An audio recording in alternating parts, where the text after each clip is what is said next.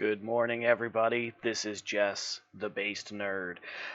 Got some interesting stuff going on over the past few days involving censorship, disinformation on social media, the same stuff that we're always seeing.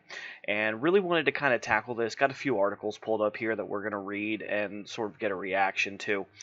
Before we get into it, if you enjoy my content, if you enjoy, hearing my personal opinions on the news, definitely give the video a thumbs up, as well as, support other content creators like myself, share their videos, like their videos, comment, because we are in an age where social media has really become the public platform where we can communicate with each other and express ideas freely.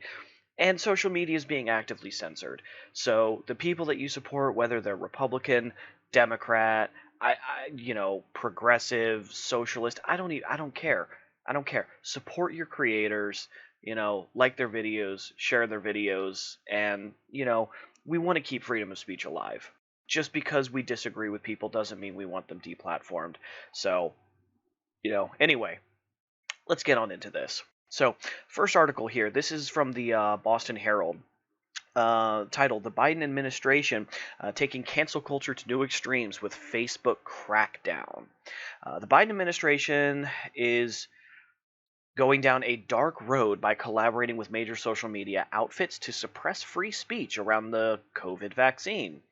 President Biden went so far on Friday as to claim that Facebook and other social media were, quote, killing people by allowing anti-vaccination posts.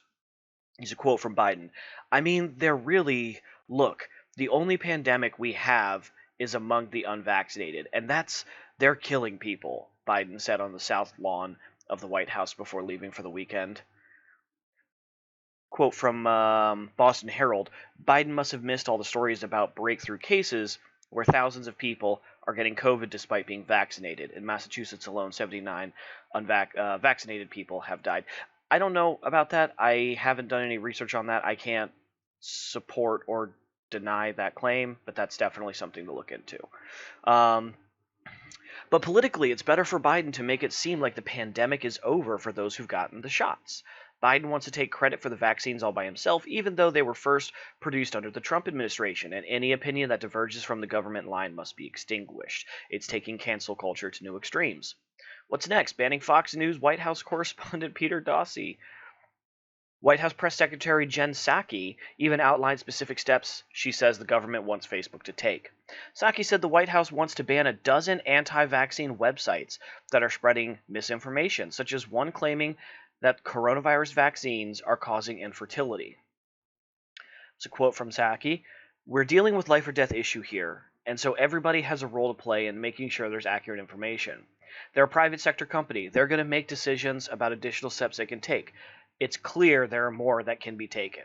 She said the administration is, quote, regularly making sure social media platforms are aware of the latest narratives dangerous to public health. We work to engage with them to better understand the enforcement of social media platform policy. It's one thing to try to ban hate speech or obscenity, but we're talking here about people who are questioning the safety and efficacy of the COVID vaccines. It's pretty remarkable that the government now wants to pull the plug on any posts they view as somehow dangerous. This could open the door to other attempts at suppressing free speech in the name of public safety. Ironically, the Biden administration's crackdown on Facebook comes as the president is condemning restrictions on free speech and demonstrations in Cuba. But what's good for Biden and the Democrats here is a form of totalitarianism controlling the media. We've seen this recently in Massachusetts, where some of the mainstream media essentially spouted the Baker administration line on the vaccine, downplaying the breakthrough cases of people who died and focusing instead on the fact that only a tiny fraction of people who've gotten the vaccine are getting sick. So what we have here is it's control of the narrative, it's control of the media. It doesn't surprise me that they're trying to do this at all. Now, look, I'm not a medical doctor. The people who are, saying that the COVID vaccine makes you infertile, I'm going to guess are almost certainly definitely not doctors, okay? And I agree that misinformation is bad. We don't want people going around saying, oh, if you take the vaccine, you're going to get cancer and turn into the Incredible Hulk or anything. Obviously, I'm not saying that. My issue with this is, again, you're cracking down on people's ability to have a question outside the mainstream narrative. People have to be allowed to speak and communicate. You can't just deplatform people. You can't just take away their voices. I want people to be able to say the most ludicrous things about everything because I want to know who's worth listening to or not. And I'm going to tell you this, anybody on the internet who says that they know your health, they know whether you should get a vaccine or not, who's not your doctor, who doesn't know your medical history, they're full of it and they're toting a political line. Okay? There's a few things that everybody should do for their health. Eat better, exercise more, quit smoking. I need to do all three of those. But those are like the three things that anybody can look at any person and say, "Hey, this is what you need to do to take care of your medical life." Okay? Beyond that, these people on the internet and these politicians, they don't know you, they don't know your body, okay? Ask your doctor if you should get vaccinated. Okay? You should ask your doctor and get your doctor's opinion if the vaccine is right for you. Don't take your advice from people on the internet. Definitely don't take your advice from politicians. Talk to your doctor. Okay, next article. Now, this is the New York Post. Biden accuses Facebook of killing people amidst censorship row. President Biden on Friday accused Facebook of killing people just after White House Press Secretary Jen Psaki said the Biden administration is in regular touch with the platform to ensure correct narratives are promoted, elaborating on her Thursday admission that the White House is, quote, flagging problematic posts to censor. Now, we're going to stop right here and we're going to point out I'm done listening to all the arguments of people in support of censorship on these platforms saying, oh, but it's a private company. The federal government has just admitted that they are in touch with the executives at Facebook telling them what to censor. Okay? You cannot get any more clear cut with that. Whether you agree with me that social media has become the new public forum and should be protected under free speech, under the First Amendment, whether you agree with me or not, that's fine. We can have that argument. I'm sort of a libertarian type, so I can understand the idea of a private company having their own rules. Okay? I get that. But I'm done listening to that argument anymore because we now have an admission from the White House that they are flagging posts, sending to Facebook, and having them delete these posts. Whether factual or infactual does not matter. There is no consideration for that. Okay?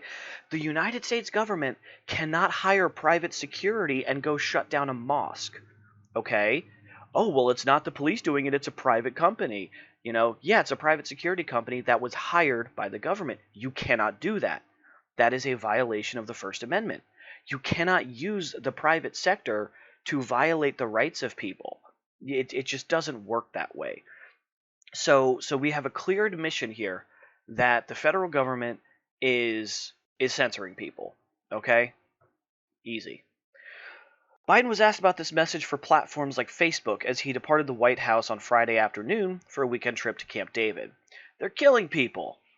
The only pandemic we have is among the unvaccinated, and they're killing people, Uncle Joe says. Oh, Uncle Joe, get in your rocking chair. All right. At her daily press briefing, Psaki told reporters that the White House is regularly coordinating with Facebook and other social media giants on the latest narratives dangerous to public health that the administration thinks should be censored. We are regularly making sure social media platforms are aware of the latest narratives dangerous to public health, and we and many other Americans are seeing across all of social and traditional media. There's about 12 people who are producing 65% of anti-vaccine misinformation on social media platforms, she said. Okay, who decides what's misinformation? Because if I recall correctly, Dr. Fauci in the beginning said that we shouldn't wear masks. He said that we should not wear masks. It's not going to work, okay? Well, then a few months later, it turns out everyone needs to wear a mask all the time. If you don't wear a mask, you're horrible, okay? Why did Dr. Fauci tell us that we shouldn't wear masks? Because he was concerned about the supply of masks for medical workers, and he didn't want individual citizens, he didn't want the pawns in the game to buy up all the masks that doctors needed. So Fauci lied. Fauci lied to serve his agenda, okay? And you know what? I understand wanting to reserve masks for medical staff. I do. I get that. But you don't get you can't have your cake and eat it too. You can't lie to people at the beginning of a situation and then later in that same situation be like, "Well, they're not believing us." There's people who have questions, right? You don't get to do both. Okay? If they had been upfront and honest with us this entire time, then I can see, well, why would there be misinformation? We've been upfront about this all before. And keep in mind, I am not coming to the table here as an anti-vaxxer. Okay? I am in absolute support of vaccines, of listening to the science. Okay? I love the fact that we have a COVID vaccine, so please don't misconstrue this as me saying, that you should or should not take any vaccine. I care about the science, and right now, I don't have an issue with the vaccine. I have an issue with the censorship of people who have questions. That's my problem. Here's my favorite part. Psaki also said the White House is encouraging social media companies to alter their algorithms to promote, quote, quality information, and for platforms to act in unison to ban certain people. You shouldn't be banned from one platform and not the others, she said. So not only do they want to ban you from Facebook, they want you gone. They want you off of Twitter. They want you off of Instagram. They want you off of YouTube. Oh my god. Good luck getting people off of Reddit, though. You shouldn't be banned from one platform and not others. Okay, why? Why? Because people are saying things that you disagree with? Because people are saying things that are wrong? That's what the First Amendment is for. Okay? The protected speech is speech that people disagree with. But Psaki added confusion when pressed on the exact mechanism the White House uses to flag Facebook posts it wants to censor. Quote, "We raise for them in our direct channels, of which every administration has always had with every social media platform, that we are seeing this trend and that it is troubling that information is inaccurate." When asked if she meant the White House was identifying general areas of information to censor rather than specific posts, she said, "Yes, it is also publicly available who the individuals are who have spread most of the misinformation." So they're trying to basically make it seem as if, oh, well, we're not doing anything wrong because these are publicly posted. These accounts are public. So, like, hey, good job. You're not hacking into our accounts. Congratulations. You want a cookie? You're still trying to censor people on a public platform. You're trying to censor public speech. Okay? You don't get a prize for not hacking into people's private accounts and private messages. Interestingly enough, they're trying to do that though. They are trying to do that. I'll probably make a video on it later today where the administration is talking about trying to work with cell phone providers to censor information in private text messages and phone calls. So, yeah, that's fun. Okay. So this is just another article I found on this. So, okay, we're going to go ahead and wrap this up, but I mean, it's absolutely insane what's going on right now because they're acting as if, oh, we just want good information out there. We just want accurate information. We don't want people spreading misinformation, right? But who determines what is misinformation? Okay, I understand. In science there's supposed to be universal truth, okay? But if people asking questions goes against universal truth, that's not okay. You cannot censor people.